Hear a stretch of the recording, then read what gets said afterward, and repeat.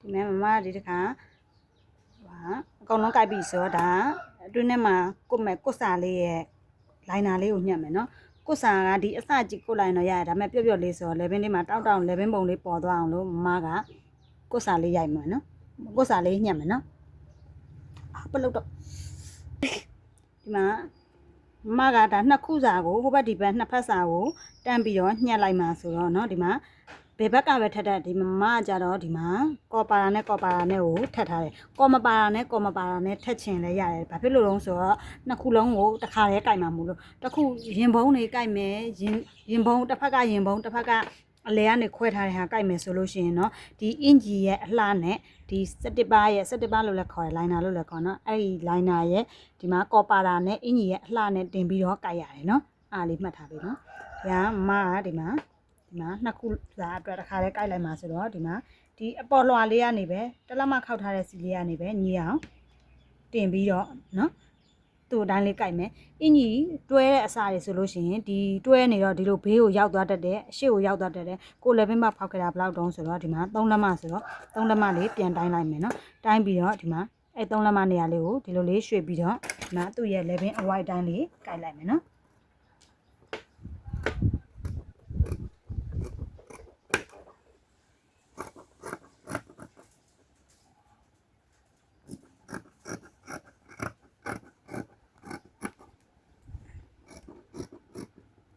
လေဘင်းဝက်တန်းလေးကြိုက်ပြီဆိုရင်ကိုယူချင်တဲ့ဒီရဲ့လေဘင်းပေါက်ကနေဒီဘေးအပြာဘယ်လောက်ယူချင်တော့เนาะမကတော့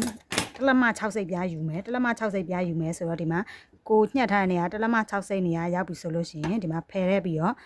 ဒီလိုလေးလိုက်မှတ်မယ်เนาะဒီမှာကြတော့ဒီမှာဒီအောက်ပိုင်းမှာကြတော့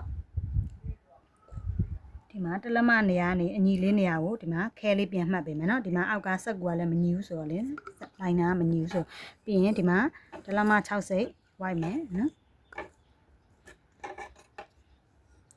တလက်မ6စိတ်ပြီးရင်ဒီအောက်ကနေလဲဒီနားကနေတော့တလက်မ6စိတ်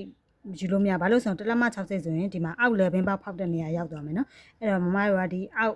ဒီလေဘင်းပေါက်အောက်အခြေကနေဖောက်ထားတဲ့စီကနေမှအောက်ကိုတလက်မ6စိတ်ယူမယ်เนาะတလက်မ6စိတ်ယူမယ်ပြီးရင်အဲ့တလက်မ6စိတ်ကနေ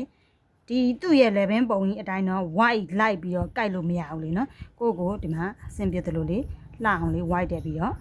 ကြိုက်ပေးရမယ်နော်ဒီတိုက်နေရောလွင့်မှာဆိုရင်ပင်းရလေးထိုးခဲ့မယ်နော်ပြီးရင်ဒီမှာ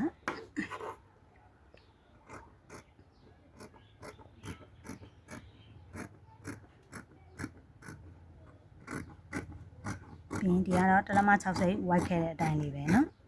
အဲဆိုရင်ဒီမှာ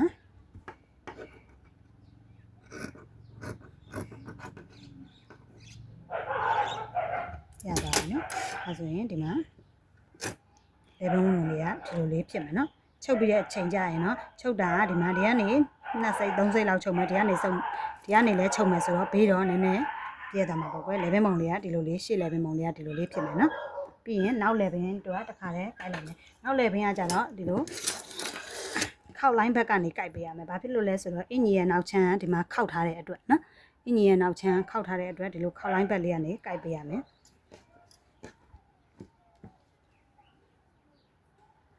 နော်ရှေ့ချမ်းမှာတလက်မ6စိတ်ညှက်ခဲ့တယ်ဆိုတော့နောက်ချမ်းမှာလည်းတလက်မ6စိတ်ရှိရဲ့နေရာလောက်ကနေဆိုရင်ရပြီဒါပေမဲ့ဒီဘေးကကြတော့ဒီမှာတလက်မ6စိတ်ပြည့်လာပြန်တိုင်းကြည့်ရမယ်နော်တလက်မ6စိတ်ပြည့်ရဲ့နေရာလောက်ကနေဒီမှာရိုက်ညှက်ပေးရမယ်ပြီးရင်ဒီမှာသူ့ရဲ့လည်းပြန်ဒီကနေလည်း3လက်မပြည့်မပြည့်ဒီလိုပြန်တိုင်းပေးရမယ်နော်ပြန်တိုင်းပေးပြီးရင်